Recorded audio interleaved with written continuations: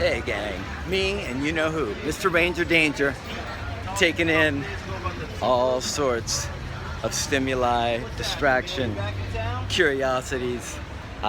This is really good exposure for him. He's a young guy, he's 10 months, almost 11. Let me just move over here. Heel. And you really you can't get much better than like this kind of distraction level. So we're just gonna expose him. Me and him just gonna walk and take it all in, and basically his little canine brain is just going, okay, that's not gonna hurt me, okay, that's that. And then my job is to keep him in heel.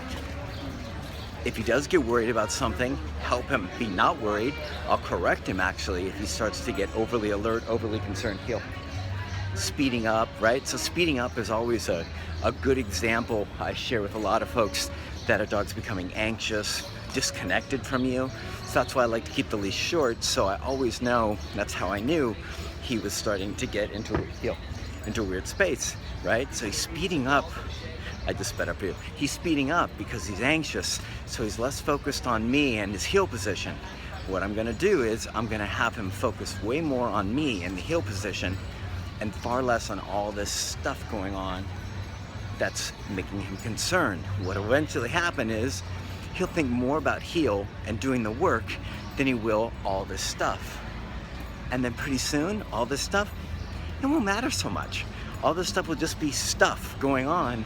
It'll be kind of like background noise, rather than it being like in the forefront of his mind. Does that make sense? The forefront of his mind, I want to be occupied with the training and listening to me. And the back part of his mind is going to be occupied with like all this stuff. And that's really okay, you know. I think over time as he matures, this noise, background noise, or whatever worries or concerns him, will just get easier and easier and easier and easier. It's what we see over and over again.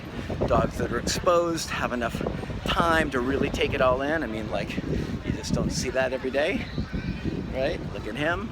I'm walking slow on purpose. He's heeling right next to me, so that means he's listening to me, not being concerned about the Tin Man gone awry. We're in Jackson Square. If anybody wants to see St. Louis Cathedral, anything like that, or the peeps behind me.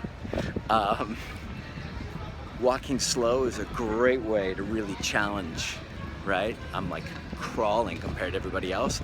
It's a great way to challenge the dog, slow the brain down, right? But also ensure that he's really paying close attention to you. It's easy for dogs to walk fast, especially if they're anxious, like I said. So walking slow really puts it to him and really makes it challenging for him. So once again, a whole lot of stuff going on. Everywhere you turn, there's action. How you doing, man? Hey, where'd you get your necklace from? Magazine Street. I can't remember the name of the place. Check it out, man. I can't, man. I'm doing some work right now. Sorry. Someone's trying to sell me something while I'm filming a video. So, Ranger's speeding up. Concerned probably because of this guy. So what we'll do is we'll just hang out. Right? You can see his butt. You can see his ears and everything.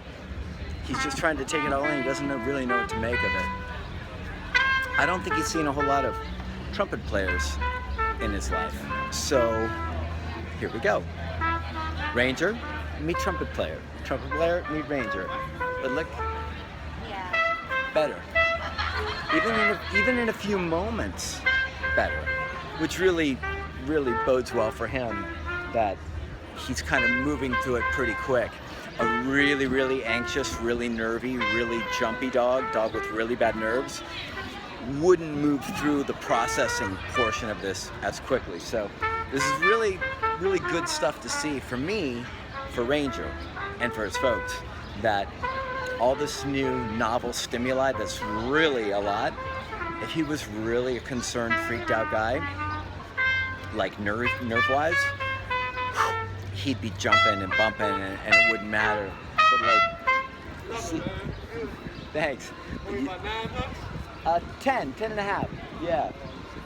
And you see him just slowly getting like more and more comfortable just taking it all in. And that's the process. So this is like the messy middle, guys. We've talked about that a lot. Don't be afraid to put your dogs in situations that are challenging, uncomfortable, just like you. Any, first day of school, first day of college, first day of the job, first day of, first date, all that stuff's uncomfortable and scary, but then it's the gateway to better stuff. It's the gateway towards growth. It's the great gateway towards life expanding, and the same thing goes for him. So, yeah, me and Ranger out in Jackson Square, taking it all in, and he's doing great. I'm really happy to see that he's taking it in, but he's not overwhelmed, so super cool. Last thing that just freaked him out just there, he just moved a little bit, was the guy with the roller suitcase. That clank clank just kind of unnerved him a little bit. So anyways, I'm gonna let you guys get back. Just remember, guys, you got to challenge your dogs if you want them to improve. You've got to push their comfort level. You got to push their comfort zone, and it's the only way you'll get them there. Obviously, you have to do it with the right tools. You got to do it in increments that work for the dog. If he was like a complete hot mess, he would not be a dog that I'd bring straight away here. But I know, I've seen him over the course of several days. I know what he can handle, and I have a pretty good feeling for what he can't handle. So he proved to me today, or so far, that he's right on track with where I thought he would be. A young, nervous shepherd who doesn't have a lot of exposure, and we're working to change that. So that's this guy. Yeah.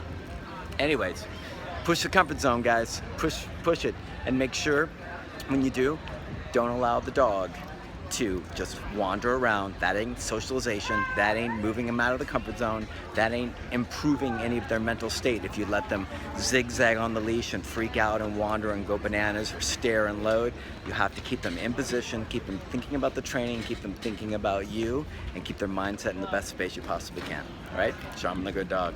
See you guys.